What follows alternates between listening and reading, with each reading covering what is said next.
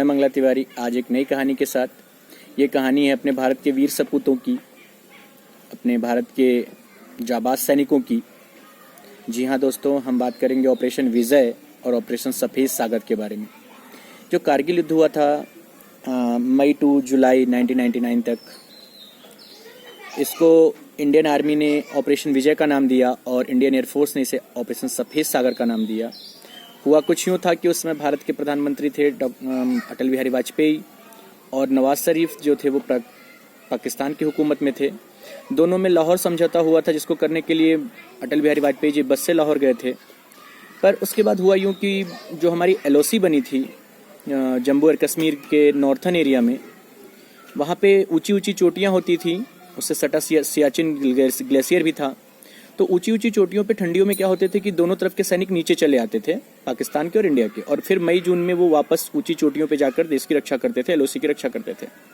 पर 1999 में ऐसा नहीं हुआ। ठंडी के समय में ही पाकिस्तान सैनिक ऊपर चले गए और अपने चौकियों के अलावा भारत की चौकियों को भी कब्जा कर बैठे। वो इस बात की जानकारी भारतीय सेना को नहीं थी। वहाँ के चरवाहों ने उन्हें बताया कि ऐसा कुछ पाकिस्तान के सैनिकों ने किया है। जब गश्त के लिए भारतीय सैनिक वहाँ पहुंचे तो उन्होंने देखा सही में उनकी चौकियों पर पाकिस्तान के सैनिकों ने कब्जा कर रखा है।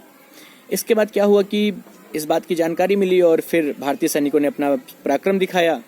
उन लोगों ने वहाँ से पाकिस्तान के सैनिकों को हटाने की पूरी कोशिश की, लेकिन पाकिस्तान ने यह माना नहीं। उसने कहा कि ये तो जम्मू एंड कश्मीर के उपद्रवी लोग हैं जो वहाँ की आज़ादी के लिए लड़ रहे हैं। और इस समय इंडियन एयरफोर्स ने अपना पराक्रम दिखाया और टाइगर हिल वगैरह पे बम वर्षा की, जिससे क्या हुआ कि भारतीय सेना ने फिर से अपनी चौकियों को पाया। इवन कि पाकिस्तान की चौकियों को भी कुछ भारतीय सेना ने पाया। पाकिस्तान ने 4 जुलाई को नवाज शरीफ ने वहाँ से अपनी सेना को हटाने के लिए कहा, और प्रैक्टिकली नवाज शरीफ ने बाद में ये माना कि नहीं, ये हमारे ही सैनिक थे। 26 जुलाई को अटल बिहारी वाजपेयी ने कारगिल विजय की घोषणा की, और उस दिन हम कारगिल विजय दिवस के रूप में मनाते हैं, कारगिल दिवस के रूप में मनाते हैं। इस युद्ध में विक्रम बत्रा, मनोज कुमार पांडे, योगेंद्र सिंह यादव, संजय कुमार, इन लोगों को परमवीर चक्र मिला। इसमें एक बहुत ही खास बात थी, इसमें कैप्टन विक्रम बत्रा ने ये दिल मांगे मोर का एक बहुत ही अच्छा सा स्लोगन दिया था जो बहुत फेमस हुआ था।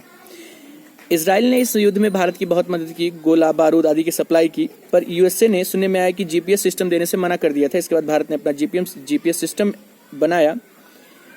इसके बाद दोनों देशों में अलग अलग राजनीतिक सक्रियताएं बढ़ी। इसके बाद अटल बिहारी वाजपेयी 303 सीटों के साथ बहुमत के साथ अपनी सरकार बनाते हैं, परंतु पाकिस्तान में वहाँ की सेना ने नवाज शरीफ के साथ गलत व्यवहार किया, उन्हें हटा दिया, और वहाँ पे एक तरह से सेना का शासन चलने लगा। वहाँ पे लोकतंत्र की हत्या जैसी हो गई।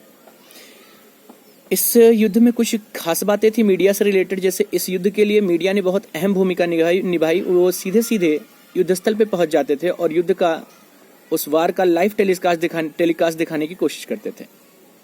तो जो ये ऑपरेशन विजय था, या कह सकते हैं ऑपरेशन सफ़ेद सागर था, ये इंडियन आर्मी और इंडियन एयरफोर्स ने मिलकर किया और कारगिल पर विजय प्राप्त की। कारगिल इसके लिए भी इंडिया के लिए ज़रूरी है क्योंकि कारगिल के पास से ही एक नेशनल हाईवे गुजरता है जो कश्मीर को और लद्दाख को लेह लद्दाख को जोड़ता है, और सियाचिन के लिए सैनिकों के लिए जो भी सप्लाइयाँ देनी होती हैं, गोला बारूद खाने पीने की, वो लेह से ही दी जाती हैं।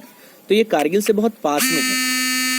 सो इस वजह से ये जरूरी था कि कारगिल पर पाकिस्तान का कब्जा ना हो, वरना लद्दाख का और कश्मीर का आपस में रिलेशन जो ये हाईवे बनाती है वो टूट जाता, और यही मेन एम पाकिस्तान का था। परंतु भारतीय सेना ने इसे पूरा नहीं होने दिया और अपने पराक्रम से कारगिल पर फिर से अपना विजय पताका फहराई। मैं मंगला तिवारी ऐसी कहानियों के साथ फिर मिलता रहूँगा, जिससे आप भी मोटिवेट हों और आपके बच्चों का नॉलेज भी बढ़े। सो इसे दिखाएं, देखें और चैनल को सब्सक्राइब करें। जब भी मौका मिलेगा मैं अपनी कहानियों के साथ फिर से उपस्थित होऊंगा। आप सबको मेरा नमस्कार।